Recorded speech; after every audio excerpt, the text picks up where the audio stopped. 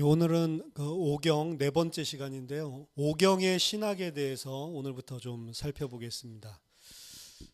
오경 전체에 흐르고 있는 신학적인 내용들, 이런 부분들을 이해를 하는 것이 세부적으로 오경 안에 있는 내용들을 구체적으로 다 이렇게 살펴보는 것보다 더 중요한 게 큰 그림을 가지고 있는 겁니다. 그래서 오늘부터 오경 전체가 가지고 있는 이 신학에 대해서 좀 살펴볼 겁니다.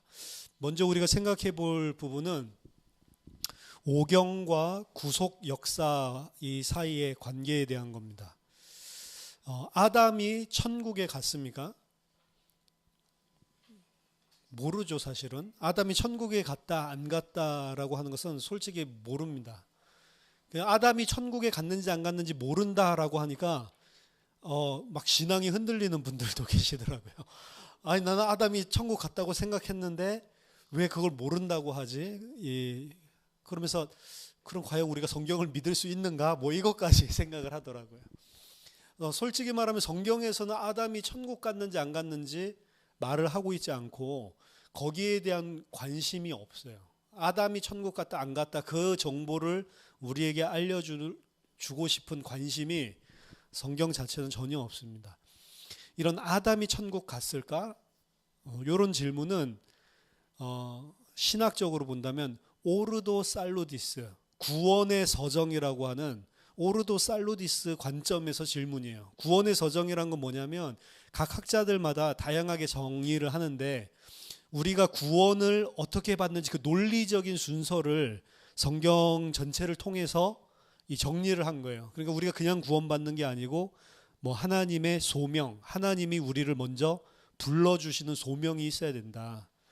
그 하나님이 불러주시는 뭐 소명에도 유효적인 소명과 그리고 또 무효적인 소명이 있거든요. 유효적인 소명이란 복음을 이제 하나님이 우리를 부르시기 위해서 전파해 줄 때 이게 탁 마음에 부딪히는 사람, 이게 이제 유효적인 소명이고, 그렇지 않은 사람들은 분명히 콜링이 있었지만 듣지를 않으니까 그런 콜링은 사실은 유효한 이 콜링이 아닌 거죠. 콜링을 하고 거기에 하나님께서 우리의 마음에 중생, 거듭나게 하셔서 그 콜링을 받아들이게 하죠. 그럼 무슨 일이 벌어지냐면 회개가 일어나고, 회개한 사람들 그리고 믿음을 가진 사람들, 이 사람들을 의롭다 칭하는 칭의가 일어나고, 칭의 받은 자들을 성화, 거룩하게 만들어 나가시고, 그리고 성화가 완성되진 않죠. 하지만 끝까지 우리를 견인하신다. 견인하시고 최종적으로 우리를 영화의 단계까지 끌고 올라가신다. 이걸 이제 개인적인 체험을 하는 거잖아요. 내가 처음에 부르심을 받고 성령이 중생하게 하고, 그리고 회개하고 믿고 칭의받고 성화하고, 개인의 쭉 구원의 전체 여정을 순서적으로 논리적인 순서로 이 정리한 겁니다. 그게 오르도 살로디스예요. 그러니까 아담이 천국 갔냐라고 하는 거는 이 오르도 살로디스 관점에서 질문하는 거란 말이에요. 그런데 이 구원의 서정이라고 하는 것은 개인의 구원 적용에 대한 거잖아요. 근데 성경에서는 실제로 이 개인의 구원 적용, 개인의 구원 경험에 중점을 둔 책이 아니란 말입니다. 그러니까 아담이 천국에 갔냐라고 하는 것은 크게 성경이 관심을 안 두는 거예요. 하지만 지금까지 개혁주의 신학도 마찬가지입니다. 구원의 서정 자체가 기독교의 신학 형성의 핵심적이고 중심적인 역할을 해왔어요. 그렇기 때문에 항상 우리는 성경을 볼 때도 구원의 서정, 내 개인적인 구원, 요거 중심으로 성경을 읽는 거죠. 그게 중요한 거긴 하지만 너무 지나치게 중추 역할을 했기 때문에 진짜 성경이 말하려고 하는 것들을 놓친 경향이 있다는 겁니다. 그래서 과연 구원의 서정이 기독교 신학에 있어서 중심적인 위치를 꼭 차지해야 되냐라고 하는 것은 사실은 의문점이고, 여기에 대해서 요거는 수정돼야 된다라고 이야기하는 게 이제 웨스트민스터에서 주장했던 거예요. 웨스트민스터에서는 구원의 서정 중심으로 이렇게 신학을 전체 이 치우친 데 대해서 비판을 합니다. 그 중심에는 이번에 지난주에도 한국에 이렇게 오셨던데 리차드 게핀이라고 하는 조직신학 교수, 게핀이 굉장히 중요한 역할을 했고요. 게핀이 쓴 책 중에 부활과 구속, Resurrection and Redemption이라는 책이 있는데요. 이 책의 서문에서 보면 게핀은 개혁신학이 발달하는 과정에 있어서 예수 그리스도의 부활의 중요성에 대한 특별한 중요성을 두고 펼쳐지는 교리가 거의 발견할 수 없다라고 이야기를 합니다. 희한하죠? 십자가에 대한 것들은 많이 이야기하지만 부활 중심으로 신학이 발전된 것들이 개혁주의 신학에서 거의 없어 왔단 말이에요. 이 사실은 바울의 신학을 다루는데도 또한 문제점을 제기합니다. 왜냐하면 바울의 신학의 핵심은 부활에 있거든요. 부활하신 주님을 만나고 나서 바울이 완전 깨졌기 때문에 그 부활에 대한 부분들을 엄청 중심적으로 다루고 있단 말이에요. 그렇기 때문에 바울 신학의 정립에 있어서도 상당한 문제점을 가지고 왔다라고 제기를 합니다. 그러면서 우리가 그동안 이렇게 될 수밖에 없었던 것이 구원의 서정에 포커스를 맞추고 있었기 때문에 부활의 이런 핵심적인 중추성에 대해서 사실은 이해를 잘 못한 것들이 있다라고 구원의 서정에 대한 부분들을 좀 비판을 하는 거죠. 그래서 보스라든지 리더 보스 이런 사람들에 의거해서 게핀은 바울의 신학은 구원의 서정 중심을 두고 있지 않다라고 이야기를 합니다. 바울을 새롭게 재해석을 해야 된다라고 주장을 했습니다. 바울은 구원의 서정보다는 그리스도의 삶과 죽음과 부활, 그 종말론적인 성취 전체의 스토리에 관심이 있지 개인의 구원적인 개념, 내가 어떻게 구원받지? 이 부분에 포커스를 맞추고 서신서를 쓴 게 아니라는 거죠. 그래서 바울이 예수 그리스도를 중심으로 한 그의 죽음과 부활, 예수 그리스도의 공생의 삶과 죽음과 부활 중심으로 전체를 보아야 된다. 그러면서 그 부활이 어떻게 종말론적으로 전체 구속 역사를 완성하는지를 그게 관심이 있다라는 식으로 새롭게 봐야 된다라고 이야기를 하는데 그 바울의 역사를 그래서 뭐로 봐야 되냐면 오르도 살로디스가 아니고 히스토리아 살로디스, 구원의 역사, 우리나라 말로 하자면 히스토리 오브 살베이션, 구원의 역사, 히스토리아 살로디스 중심으로 봐야 된다. 그래서 뭐 말이 여러분들 뭐 이런 말을 뭐 오르도 살로디스 뭐 이런 거 쓰니까 어렵겠지만 성경이 개인적인 구원에 관심이 있기보다 성경이 진짜 전하려는 메시지는 하나님이 펼쳐나가시는 구원 역사 중심으로 처음부터 그리고 마지막 종말까지 전체 펼쳐나가는데 관심이 있다는 거예요. 신약 성경은 하나님의 이런 구속에 대한 역사적인 활동에 초점을 맞추고 있지 이 구원이 개인 성도에게 어떻게 적용을 하고 있고 어떤 논리적인 순서가 있는지 그 점에 초점을 맞추고 있지 않다는 겁니다.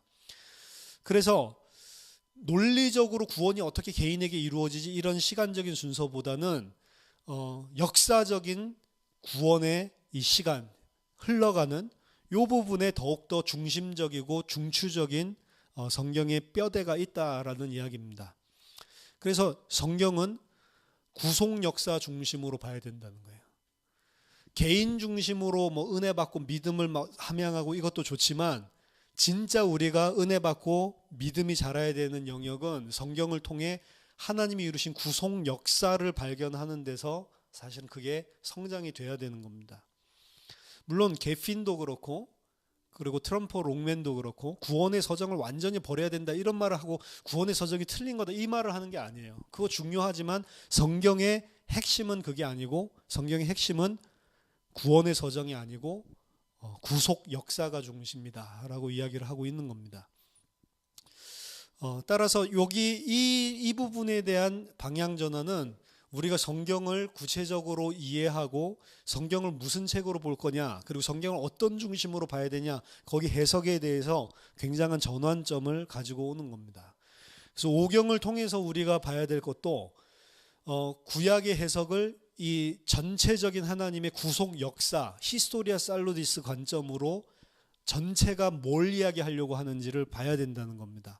그래서 우리는 이 오경을 통해서 구속 역사가 어떻게 중추적인 뼈대를 형성하고 있는지, 오경 전체를 구성하고 있는지 이해하기 위해서 계속해서 살펴볼 겁니다. 자, 이 구속 역사 중심으로 성경을 보고 오경을 본다면 아까 처음에 질문한 것들 다시 생각해 보세요. 아담이 천국에 갔는가라고 질문하는 것은 질문 자체가 잘못된 겁니다. 왜냐하면 성경이 원래 우리에게 던져주고자 하는 메시지랑 전혀 다른 엉뚱한 질문을 하고 있는 거예요. 오르도 살루디스 관점에서의 질문이죠. 그럼 성경은 히스토리아 살루디스라고 그랬는데, 그럼 구속 역사적인 관점에서 아담에 대해서 질문을 하려면 아담이 천국 갔냐 그걸 질문하는 게 아니에요. 왜냐하면 성경은 거기에 대해서 관심이 없고, 그렇기 때문에 거기에 대해서 어떤 언급도 하고 있지 않기 때문에 그렇습니다.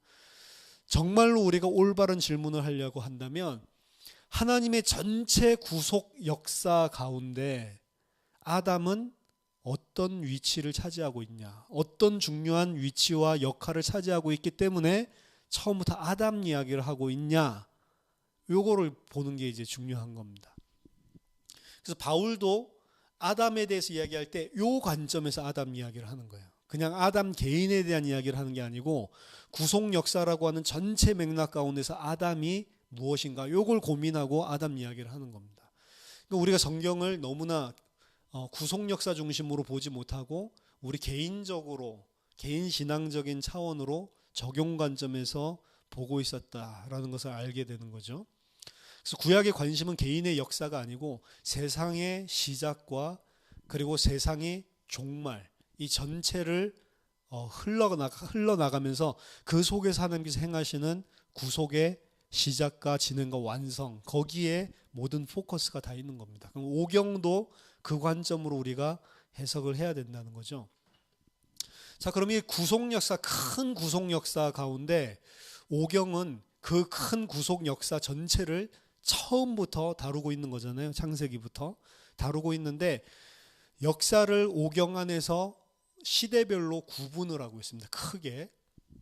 첫 번째 오경에서 다루고 있는 시대 기간은 인간의 원래 상태, 처음에 하나님이 창조하시고 처음에 만물을 창조하시고 시작하셨을 때의 인간의 원래적인 컨디션, 조건, 상태. 핵심 구절은 창세기 1장 27절 28절입니다. 하나님이 사람을 그의 형상대로 창조하셨고 하나님이 그들에게 복 주셨죠. 그들에게 복 주시고 그들에게 이르시되 생육하고 번성하여 땅에 충만하라. 땅을 정복하라. 공중의 새와 바다의 물고기와 땅에 움직이는 모든 생물을 다스리라. 요게 이제 하나님이 원래 처음 창조하신 인간의 핵심적인 구절입니다. 말하자면 아담은 하나님의 형상대로 이렇게 창조되었고, 하나님의 형상대로 창조된 아담은 뭐 쉽게 표현하자면 하나님의 자녀고 하나님의 백성이죠. 하나님이 창조하셔서 아담을 통해서 무엇을 하시려고 하냐면 하나님이 창조하신 모든 것을 아담이 하나님을 대리해서 통치하기를 원하셨고, 그런 아담은 아담 한 사람이 아니고 생육하고 번성해서 충만하라고 하는 거죠. 창조의 최고의 정점은 셀 수 없이 많은 아담이, 셀 수 없이 많은 하나님의 백성이 하나님을 대신해서 다스리고 통치하는 그것을 위해서 처음부터 창조하셨습니다. 이게 처음 시작이고 하나님의 처음에 세우셨던 계획이고, 그리고 거기에 그 계획에 걸림돌은 아무것도 없었죠. 그리고 그것이 최종적으로 이루어진 게 우리가 사실은 계시록에서 보고 있는 그 그림입니다. 하나님은 한 번도 그 계획을 바꾼 적이 없다는 거죠.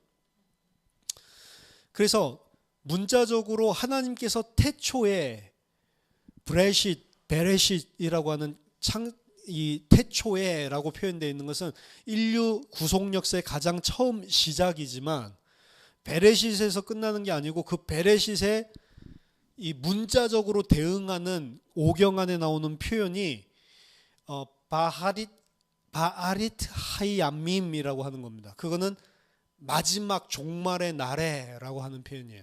오경 안에는 베레싯이 있지만 태초에라는 표현이 있지만 마찬가지로 마지막 날에라는 표현도 있단 말이에요. 마지막 날에 어떻게 될 것이다 라고 하는 그림도 오경 안에 이미 다 그려주고 있습니다.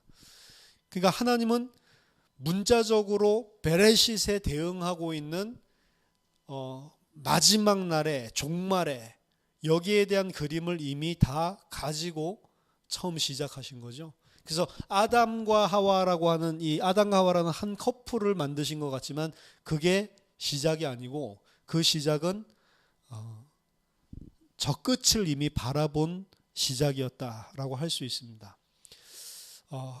이렇게 잘 나갔으면 좋겠는데 오경에서는 이 타락 시기를 또 큰 시기로 다루고 있습니다. 그게 창세기 2장 3장에서 등장하는 거죠. 창세기 2장에서는 우리는 하나님의 의도가 단순하게 하나님을 대신해서 통치하고 다스리는 이런 왕적인 인간의 모습뿐만 아니라 하나님은 그 인간이 또 어떤 자가 되기를 원하시냐면 하나님의 명령에 순종하는 인간이 되기를 원하시는 것을 2장에서 찾을 수 있는 거예요. 이제 문제가 온 것이 바로 이 부분이죠. 다 내 마음대로 하고 내가 통치하고 다스리고 누리고 싶어 하지만 하나님에 대해서는 본인이 피조물인 것을 알고 순종하는 인간이 되기를 원하시는 겁니다. 모든 절대적인 축복과 주권과 모든 것을 다 주심에도 불구하고 하나님 앞에서는 순종할 줄 아는 그런 인간. 그래서 창세기 1장은 하나님, 인간, 피조계의 순서로 위계 질서가 있는 그림을 보여주는 거예요. 인간은 하나님과 같은 존재지만 피조물에 대해서는 하나님에 대해서는 반드시 그 아래 종된 신분, 정말로 인정을 해야 되는 겁니다. 그래서 인간이 피조계에 대해서는 모든 만물에 대해서는 마치 하나님과 같은 존재예요. small g, God, 하나님을 표현할 때 대문자 G로 쓰죠. 그렇지만 인간은 이 피조계를 향해서 대문자 G는 아니죠. 우리가 하나님이 아니지만 스몰 이 소문자로 G를 써서 신과 같은 존재, 하나님과 같은 존재입니다. 하지만 인간은 하나님에 대해서는 하나님의 피조물이고 거기에 순종해야 되는. 그래서 인간의 운명은 피조계를 다스리는 것이지만 반드시 하나님께 대해서는 그 권위 아래 순종하는 자가 돼야 된다고 하는 겁니다. 그래서 창세기 2장의 포커스가 인간의 하나님에 대한 복종, 복속 이 부분을 보여주는 거예요. 이게 바로 선악을 알게 하는 나무의 포인트입니다. 그렇게 돼야 되는데 아직 사람이 그렇게 안 됐다는 걸 사실은 드러내는 게 선악과예요. 분명히 창세기 1장에 복을 주고 창세기 2장에 순종하는 인간이 돼야 되는데 사실 하나님의 이 복을 받은 존재는 피조물은 그 복이 너무 크기 때문에 어마어마하기 때문에 사실 하나님을 밟고 서려는 이런 경향이 있는 겁니다. 오경 자체에서 나오지 않지만 이미 천사가 한번 그런 일들을 했죠.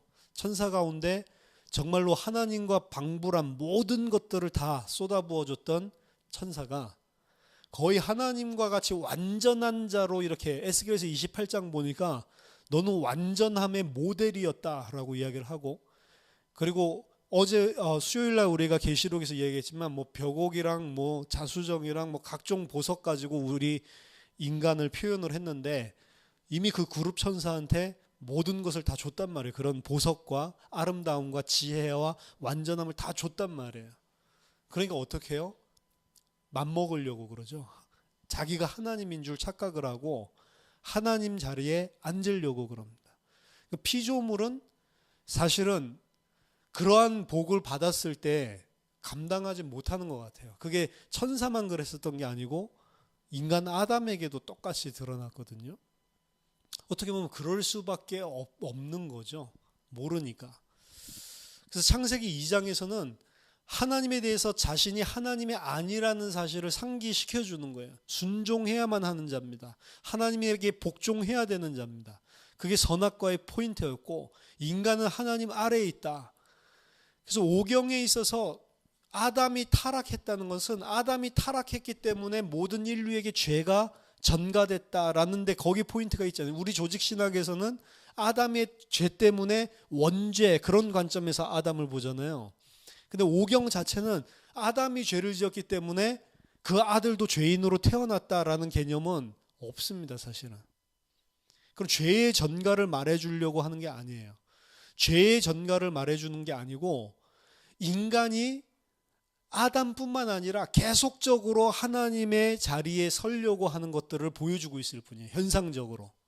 사람이 계속 하나님의 은혜, 하나님이 주신 복, 하나님이 우리에게 어떤 걸 주셨는지를 모르고 계속 하나님의 자리를 점하려고 하고 있는 것들이 아담에게서부터 시작돼서 점점 시간이 가면 갈수록 더 심해진다라고 하는 것들을 보여주는 겁니다.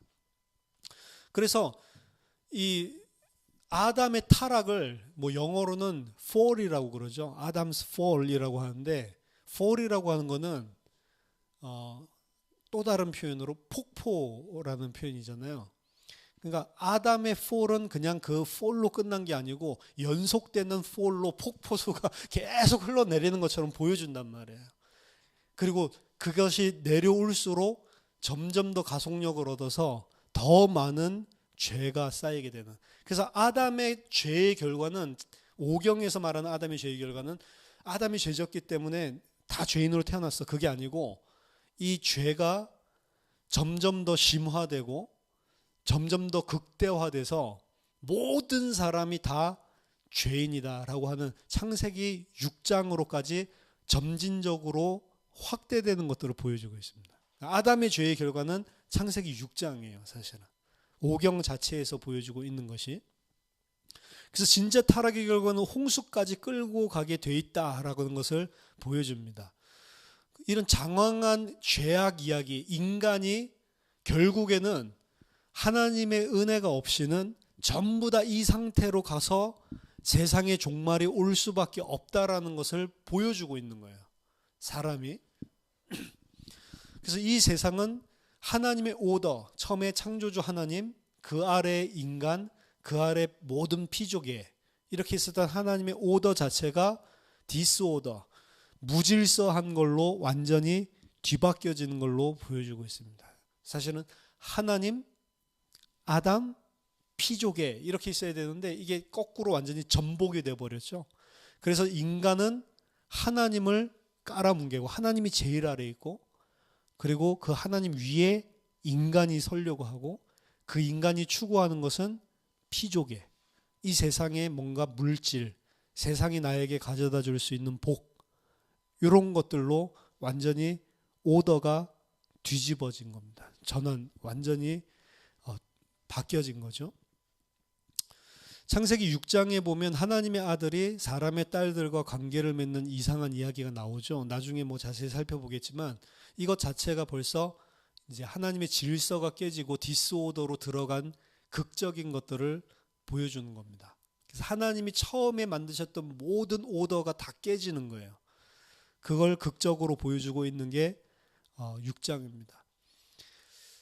고대 근동지방에서는 이제 오늘날은 우리가 천사론이 명확하게 정립이 됐지만, 그때는 천사론이 점진적인 계시 상태에서 완전히 정립 안 됐기 때문에 천사가 인간과 같이 혼인할 수도 있고 사이에서 아들을 낳을 수도 있다. 근데 그렇게 하면 안 된다. 뭐 이렇게 알고 있었습니다.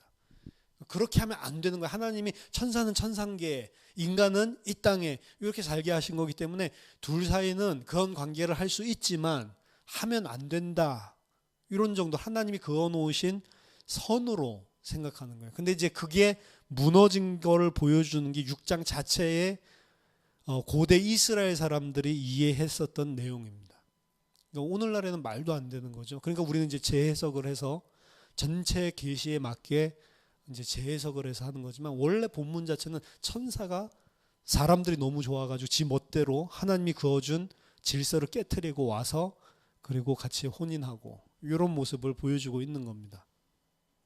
그래서 하나님께서 만드셨던 모든 오더들, 하나님이 그어놓으신 모든 경계선들이 다 무너지는 거예요. 선악과에 대한 경계심이 무너진 것부터 시작해서 최종적으로 천상계와 이 땅, 하늘과 땅 사이의 벽까지도 다 허물어지고 마는, 그래서 홍수가 일어나는 겁니다. 사실은 그 벽들이 무너지면서 하늘과 그리고 이 땅을 나눠놓고 있었던 그 경계선 자체가 인간의 죄악과 천사들의 죄악으로 무너져 버리는 거죠. 너희들이 원하는 대로 그 선을 무너뜨리면 어떻게 되는지가 사실은 홍수 심판인 겁니다. 그래서 적어도 창세기만 봤을 때 문제는 아담의 죄의 전가, 아담이 죄지어서 다 원죄를 가지고 태어났다. 그거는 아니고요. 오경 자체 창세기만 봤을 때 문제는 완전히 죄악된 인간의 폭력과 무질서, 하나님의 창조 원리와 하나님의 뜻에 전혀 따르고 있지 않는 그 악함이 가득하고 팽배한 것이 창세기가 말하고 있는 문제의 근원입니다. 그래서 창세기 저자는 악함에 대한 것을 언어로 계속해서 사용해서 6장에 보면 표현을 하는 거예요. 사람이 죄악의 세상에 가득함과 그리고 그의 마음으로 생각하는 모든 계획이 항상 악할 뿐임을 보시고, 이렇게 표현하는 겁니다. 모든 생각, 모든 그 마음에 품는 것들, 그것이 악하고 그런 것들이 세상에 다 반영이 됐다는 거죠. 이게 상당히 심각하게 보고 있는 문제입니다. 그래서 온 땅이 하나님 앞에 부패하고 포악함이 땅에 가득했다라고 창세기 6장 11절에서 이야기하는 거예요. 그래서 하나님이 보셨을 때 땅이 부패하였고 이 땅의 모든 혈육이 있는 자의 행위가 부패하였다라고 봤기 때문에 결국엔 홍수 심판이 오는데, 세상의 이 무질서 그리고 땅까지도 이런 부패함 가운데 빠진 것의 핵심은 바로 인간의 죄, 인간의 죄로부터 만물까지도 다 부패해버렸다라고 하는 이야기를 하고 있는 겁니다. 세상의 무질서는 인간의 삶이 무질서해졌기 때문에 따라온 것이고, 인간이 통치자로서 하나님께 순종을 하고 그 질서를 지켰으면 이 세상에 무질서는 없었을 거예요. 근데 인간이 그 세상을 통치하는 통치자가 죄를 지었기 때문에 땅까지도, 그가 통치하고 그가 다스렸던 영역들까지도 전부 다 부패하고 마는, 인간의 중추성이 있고 여기도 대표성의 원리라는 것들이 심겨져 있는 것입니다. 그래서 홍수가 왔죠. 심판이 왔습니다. 하나님께서 새롭게 하시기 위해서 모든 것들을 다 씻어내버렸죠. 하지만 이미 예표되어 있듯이 방주 속에 들어가서 살아남은 모든 것들은 완벽한 존재가 아니었습니다. 사람도 그렇지만 짐승도, 정한 짐승과 부정한 짐승들도 같이 탔다는 거죠. 그러니까 하나님께서 모든 것을 다 쓸어버리고 새로 시작하기 위해서 홍수 심판을 하셨지만, 실제로 방주 안에 이 세상을 다시 생육하고 번성하게 할 그 남은 자들은 어떻게 보면 여전히 불완전한 상태에 있는 사람들인 겁니다. 노아는 창세기 6장의 언어로 의인이요 당대의 완전한 자다라고 이야기를 했지만, 실제로 노아 자신도 창세기 9장에 이 포도주 먹고 마시고 취해가지고 한 행동과, 그리고 아들들의 행위를 봤을 때 막 저주하고 이런 행위들을 본다면 노아 자신도 하나님의 은혜로 의인으로 쳐주신 것이지 사실은 다른 죄인들과 전혀 다를 바가 없는 자기중심적이고 그리고 똑같은 죄를 짓고 있는 사람이라는 것을 성경은 보여주고 있는 겁니다. 그래서 창세기 8장 21절에 사람들의 마음에 계획하고 있는 것이 어려서부터 악하다라고 하는 것을 반복해서 이야기하는 거예요. 이 문제는 홍수로 해결이 안 된 겁니다. 그래서 홍수로 모든 것을 다 쓸어버렸지만 해결이 안 된 거는 가장 중추적인 문제, 인간의 마음의 문제라는 거예요. 그래서 오경은 처음부터 창세기부터 인간의 문제가 무슨 행위의 문제가 아니라 인간의 가장 큰 문제는 마음의 문제라고 하는 것을 처음부터 드러내고 있는 겁니다. 그래서 십계명도 사실은 우리 행위를 갖다가 좀 고치려고 하는 것이 아니고, 사실 십계명이 터치하고 있는 것은 마음의 문제예요. 전부 다 사실은 마음에 대한 부분입니다. 그걸 가장 극명하게 드러내고 있는 게 마지막 10번째 계명이죠. 이웃 사람의 아내나 남편이나 그리고 소유물을 탐내지 말라고 하죠. 그 훔친 것도 아니고 탐내지 말라고 하는 마음의 문제를 십계명에서 사실은 말하고 있는 겁니다. 어떤 사람은 십계명은 오늘 우리가 반드시 지켜야 되고 십계명을 똑바로 못 지키면 우리는 그 지옥 간다 뭐 이런 식으로 이야기를 하는데 탐내지 않나요? 다른 사람 보고 나도 저런 차 가지고 싶다. 이것도 다 탐내는 건데요. 마음의 문제를 건드리고 있다고요. 처음부터. 십계명도 그렇고 오경도 그렇고 인간의 문제는 이 마음의 문제지 행위의 잘잘못 요거는 사실은 대동소이하게 다 죄인으로 사실은 드러나는 것입니다. 그래서 오경은 완전히 마음 중심이에요. heart oriented. 마음 쪽으로 모든 메시지가 향하고 있는 겁니다. 따라서 오경은 구속사의 방향을 이 마음의 방향으로 처음부터 제시를 하고 있는 거예요. 이 마음의 문제가 해결되지 않고는 그 누구도 구속받을 수 없는 겁니다. 구원받을 수 없는 거예요. 이 문제를 해결할 수 있는 해결책은 뭐냐? 그게 바로 새로운 인류. 그 새로운 인류의 시작이 누구냐? 오경에서 제시해 준 새 인류의 조상은 아브라함이 되는 겁니다. 아브라함과 그의 씨. 그래서 오경에 있어서 아담의 죄에 대한 그 아담의 죄는 마음의 죄죠. 모든 인간이 품고 있는 어려서부터 다 가지고 있는 이 마음의 죄인데 그 마음의 죄를 해결할 수 있는 답은 하나님 앞에 전적으로 순종할 수 있는 순종으로 점철된 새로운 인류인데 그 새로운 인류를 하나님께서 택하신 대안책이 바로 아브라함과 그의 씨입니다. 그래서 창세기 12장은 구속 역사에 있어서 중요한 전환점이 되는 거예요. 창세기 1장부터 11장은 계속 문제에 대해서 이야기를 하고 있는 겁니다. 근데 그 문제는 뭐냐? 인간의 마음의 문제예요. 인간이 계속 하나님의 자리에 서려고 하는 겁니다. 인간이 계속 하나님 필요 없고 인간이 스스로 판단하고 스스로 선택하고 스스로 나 중심적으로 하나님과 독립해서 살 수 있다라고 생각을 하는 거예요. 하나님께 절대로 순종을 못하는 것입니다. 전부 다 내가 하나님이 되고 있는 그거예요. 그거 이제 11장의 바벨탑을 통해서 그걸 또 보여주는 거죠. 그럼 바벨탑이 일어나면 어떻게 하는 거예요? 하나님이 홍수 심판을 해야 되는데 그러니까 창세기 1장부터 6장까지 시작된 것들이 인류가 계속 그 마음의 문제를 해결하고 있지 않을 때 어떤 최정점의 무질서까지 하나님의 창조 질서를 깨트리는 것까지 갈 수 있냐를 보여주는 거예요. 그대로 놔두면 인간들은 그렇게 된다. 그리고 그 정점에 이르렀을 때 하나님은 심판을 하시는 거고요. 근데 이 9장에서부터 새로운 인류, 노아를 새 인류로 삼아서 시작을 했는데도 마음의 문제가 해결 안 되니까 다 쓸어버리고 8명으로 시작했는데 또 똑같이 흘러가죠. 그거 뭐 놀라운 게 아닙니다. 8명이 아니고 2명으로 시작했는데도 그랬는데 8명으로 시작하면 어떻게 되겠어요? 그러니까 이게 또 창세기 6장 상태로 간 게 창세기 11장의 바벨탑이라고 보면 되는 거예요. 그럼 어떻게 하셔야 돼요? 또 물로 심판을 하든 심판을 해야 되잖아요.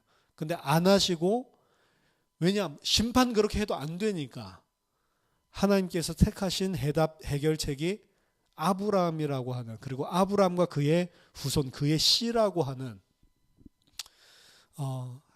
순종하는 새로운 마음으로 점철된 새로운 인류 요걸 만드시기로 하신 겁니다. 그래서 창세기 12장은 창세기 1장부터 11장에 나와 있는 문제에 대한 하나님의 놀라운 해결책이다라고 볼 수가 있습니다. 그래서 아브라함의 선택과 궁극적으로 그의 씨에 대한 선택 고대 인류학에서는 남자 안에 그의 씨가 다 존재를 하고 있다라고 이야기를 합니다. 그래서 아담과 그 씨에 대한 텍스트 아담과 그 씨 그런 개념에서 발달된 게 이제 원죄란 말이에요. 아브라함은 그럼 어디에 서 있냐? 육신적으로 따진다면 아브라함은 여전히 아담의 씨예요. 아담에게 속한 자입니다. 하지만 하나님께서는 아브라함을 새로운 인류로 그리고 그 아브라함에서 시작되는 아브라함 속에 있는 그 씨, 그의 후손들을 새 인류로 만들고자 하시는 거예요. 그래서 모든 인류를 위한 것은 맞습니다. 하지만 오경에서의 포커스는 아브라함과 그 후손 이스라엘에게 모든 포커스가 다 맞춰져 있는 겁니다. 그래서 창세기 1장 26절에 원래 하나님의 형상을 가진 자가 그 창조 질서, 절대적으로 피조물을 다스리면서도 하나님께 순종하는 그 모습을 가진 씨, 후손들이 생육하고 번성해서 땅에 충만하게 하다라고 했었던 것들을 이제 누구한테 적용시키냐면 아브라함에게 적용시키는 거예요. 그게 창세기 12장 1절에서 3절에 나와 있는 내가 네 이름을 창대케 하고 네게 복을 주어서 너를 큰 민족을 이루고 그리고 모든 땅의 족속이 너로 말미암아 복을 받게 하겠다라고 하는 겁니다.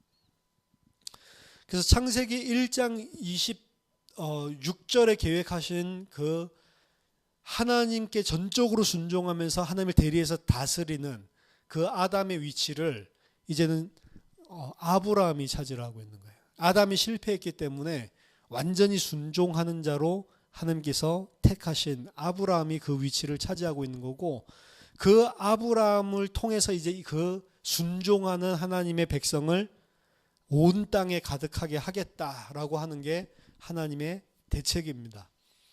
그래서 창세기 17장 2절에 내가 내 언약을 나와 너 사이에 세워 너로 내가 심히 번성케 하리라. 이게 이제 창세기 1장 26절에서 28절에게 원래 아담에게 주셨던 거죠. 창세기 22장 17절에서 18절에도 내가 네게 큰 복을 주고 네 씨로 그게 성하여 하늘의 별과 같고 바닷가의 모래와 같게 하리니 내 씨가 그 대적의 문을 얻으리라. 또 내 씨로 말미암아 천하 만민이 복을 얻으리니 이는 내가 나의 말을 준행하였음이니라. 완전히 순종하는 자가 됐을 때 하나님께서 아담에게 줬었던 그 복을 이제 아브라함에게 대신 주시는 겁니다. 그리고 그 복은 아브라함에서 끝나는 게 아니고 아브라함과 그 아들, 그 씨로 계속해서 내려가는 거죠. 이삭에게도 그래서 아담에게 줬었던 것과 아브라함에게 줬었던 것과 똑같은 복을 주시는 겁니다. 창세기 26장 3절 4절 이 땅에 위하면 내가 너와 함께해서 네게 복을 주고 내가 이 모든 땅을 너와 내 자손에게 주리라. 내가 네 아비 아브라함에게 맹세한 것을 이루어 자손을 하늘의 별과 같이 번성케 하며 이 모든 땅을 내 자손에게 주리니 네 자손을 인하여 천하 만민이 복을 얻으리라. 26장 24절에도 내 종 아브라함을 위하여 내가 너와 함께해서 내게 복을 주어 내 자손으로 번성케 하리라. 그러니까 요거는 그냥 너가 이제 큰 민족을 이룰 거다 그런 축복이 아니고 아담에게 줬었던 그것이 아브라함과 그 씨 이삭에게 전달되는 거고 또 그 똑같은 복이 야곱에게 전달되는 겁니다. 창세기 35장 11절 12절 그에게 이르시되 나는 전능한 하나님이니라. 생육하며 번성하라. 국민과 많은 국민이 내게서 나고 왕들이 내 허리에서 나오리라. 내가 아브라함과 이삭에게 준 땅을 내게 주고 내가 내 후손에게도 그 땅을 주리라 하시고. 그래서 이스라엘은 아브라함과 이삭과 야곱 이후에 태어난 모든 백성, 야곱은 나중에 이름이 이스라엘로 바뀌죠. 그 다음부터 12지파가 나오면서 이게 12지파, 이 가족 전체에게 내려가는데 이 아브라함과 이삭과 야곱 이렇게 전달됐었던 이 씨, 아브라함과 그 씨의 복이 야곱이 이름이 이스라엘로 바뀌면서 민족적인 개념으로 바뀌는 거예요. 그래서 그 이스라엘에게 그 복이 그대로 전달됩니다. 그래서 요셉에게만 전달된 게 아니고 아브라함의 이 복이 이스라엘의 복으로 야곱 이후부터 12지파에게로 12아들에게로 전체로 다 확산이 되죠. 그 전까지는 야곱과 에서가 있으면 야곱만 택하고 이스마엘과 이삭이 있으면 이삭만 택하고 이렇게 한 줄로 내려오던 것이 야곱 때에 이스라엘이라는 이름을 얻으면서 이것이 민족적인 개념으로 확산되게 되죠. 그래서 출애굽기 1장에 나와 있는 출애굽기 1장 실제로 보면 이스라엘 자손은 생육이 중다하고 번식하고 창성하고 심히 강대하여 온 땅에 가득하게 되었다라고 하는 표현은 이 아담과 아브라함과 이삭과 야곱에게 줬었던 그 복이 이스라엘 민족에게 그대로 성취됐다라고 하는 것을 보여주는 거예요. 그 모든 것들 번식하고 창성하고 심히 강대하고 땅에 가득하게 됐다라고 하는 이 모든 히브리 단어들이 다 그 족장들과 맺었었던 언약들 속에 나온 약속들과 일치하는 그런 언어로 다 표현하고 있는 거예요. 창세기에 나온 언어를 그대로 표현을 하는 거예요. 그래서 하나님께서 약속하신 대로 정말로 이스라엘이 생육하고 번성하여 충만하게 됐구나라고 하는 것을 출애굽기 1장 7절에서부터 보여주고 있는 것입니다. 출애굽기 32장 13절에도 주의 종 아브라함과 이삭과 이스라엘을 기억하소서. 이게 우상 숭배했을 때 모세가 이스라엘 백성을 위해서 기도하는 거죠. 주께서 주를 가리켜 그들에게 맹세하여 이르시기를 내가 너희 자손을 하늘의 별처럼 많게 하고 나의 허락한 이 온 땅을 너희의 자손에게 주어 영원한 기업이 되게 하리라 하셨나이다. 이런 흐름들이 레위기 신명기에도 계속해서 이 약속들이 나오고 있습니다. 아담과 첫 인류에게 주어졌었던 이 축복이 이제는 새 인류 아브라함과 그의 씨 이삭, 야곱 그리고 이스라엘에게 주어진 것들을 보여주고 있는 거예요. 이것이 바로 우리가 구약의 이스라엘 이야기를 이해하는 데에 필요한 배경입니다. 구약은 전체가 다 이스라엘 이야기예요. 그럼 왜 이스라엘 이야기를 하냐? 이스라엘이 바로 하나님께서 타락하고 죄짓고 하나님을 대적하는 이 인류에 대한 해결책, 인간의 마음의 문제에 대한 해결책으로 하나님께서 택하신 게 아브라함과 그의 씨 이스라엘이기 때문에 그렇습니다. 그래서 이스라엘은 민족적인 이스라엘, 이 사람들은 잘못 깨달은 거예요. 민족적인 이스라엘이 아니고 인간의 마음의 문제를 해결하기 위해서 하나님께서 이스라엘이라는 해결책을 허락하신 것입니다. 그래서 하나님께서 어떤 한 무리 사람들에 대해서 이야기를 하고 있는 것이 아니고 또 우리들의 개인적인 삶에 적용할 수 있는 무슨 믿음, 신앙의 패턴을 주려고 구약 성경을 쓴 것이 아니고 하나님의 구속 역사라고 하는 전체 틀 안에서 이스라엘이 무슨 위치를 차지하고 있는 거고 그럼 그 민족적인 선민사상 이런 것들이 없어지게 돼 있어요. 사실은 정확하게 구약 성경을 본다면.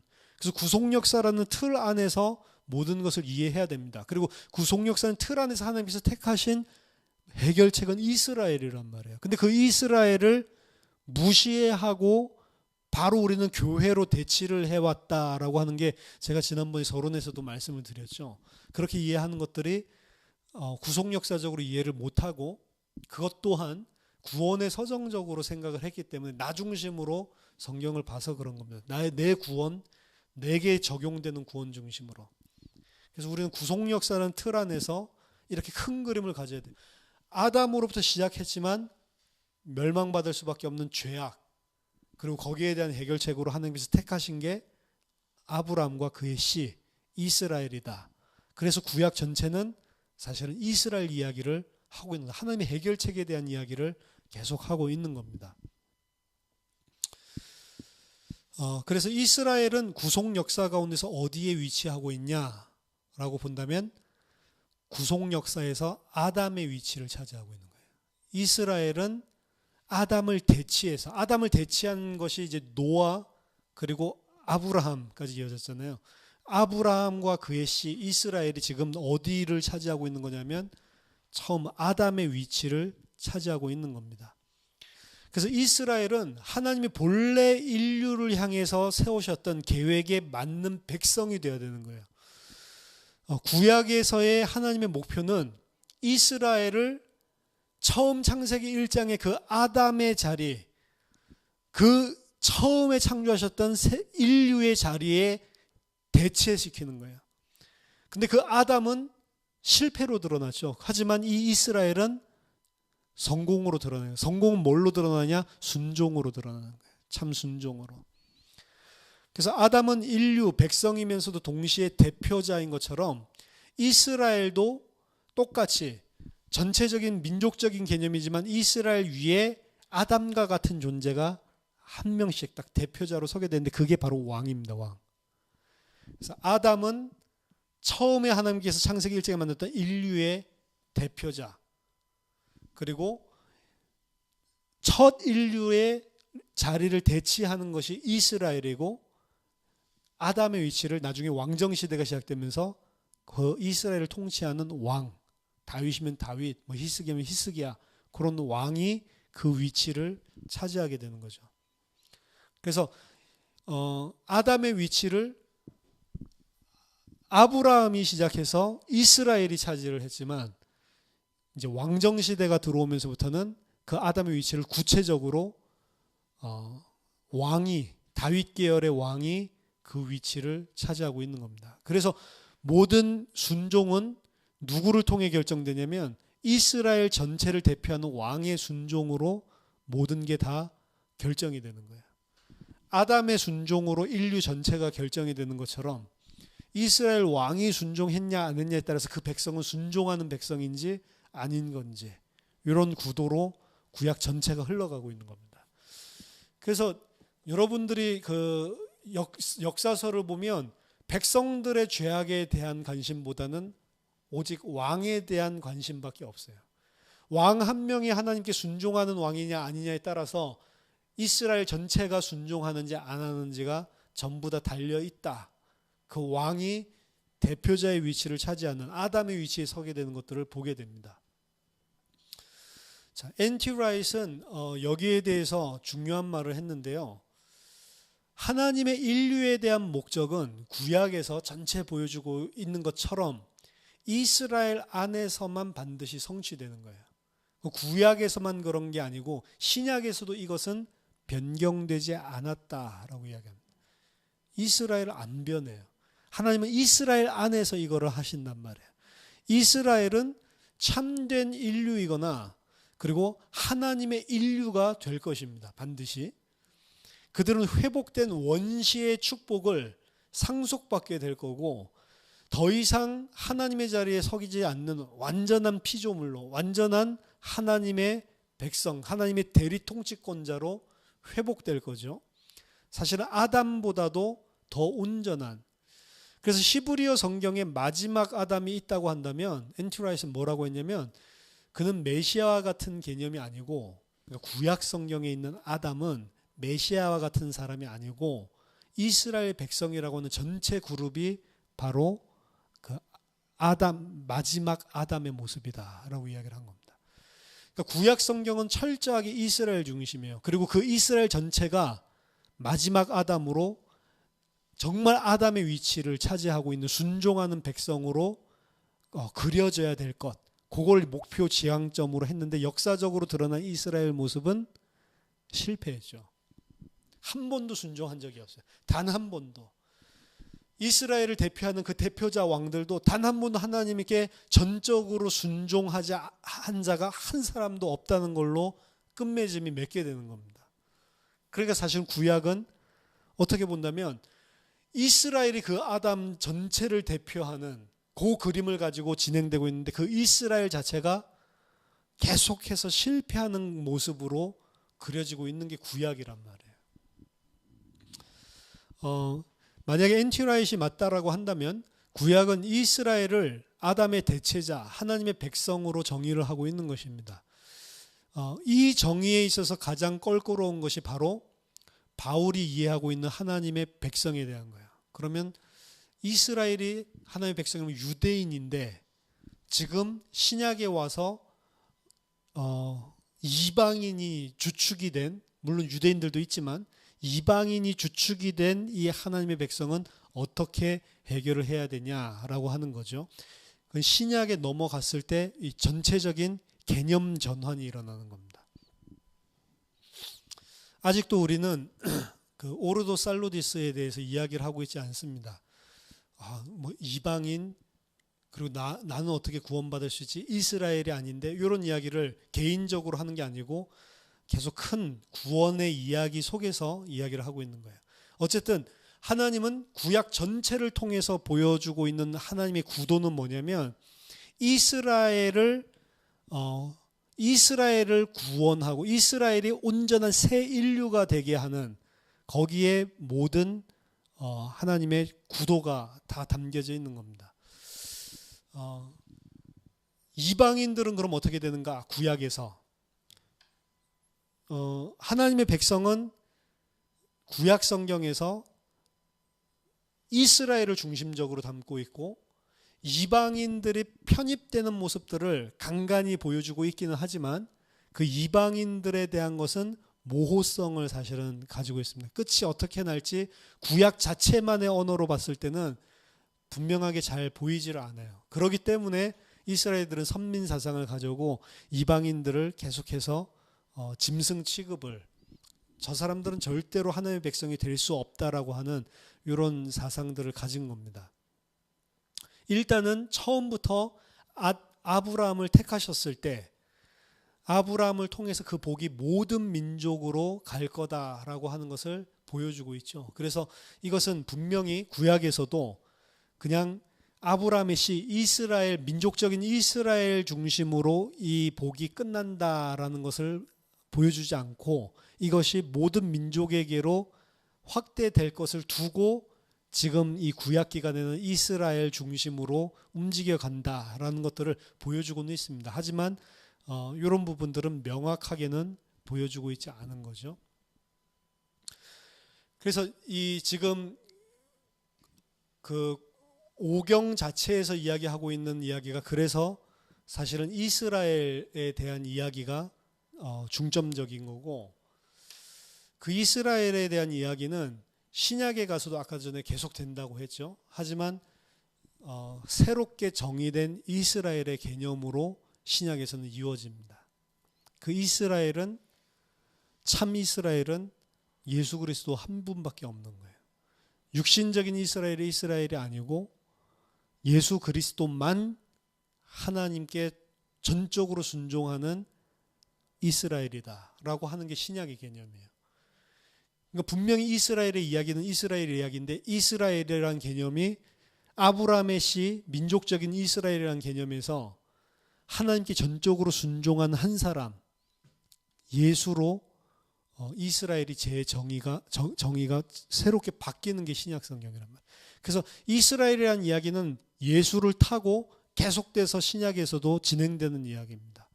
그렇기 때문에 전체가 구약 성경을 이스라엘 이야기라고 하는 것을 교회로 대치시켜서 볼 필요 없고 이스라엘 이야기를 이스라엘 이야기 자체로 읽어야 되는 거예요.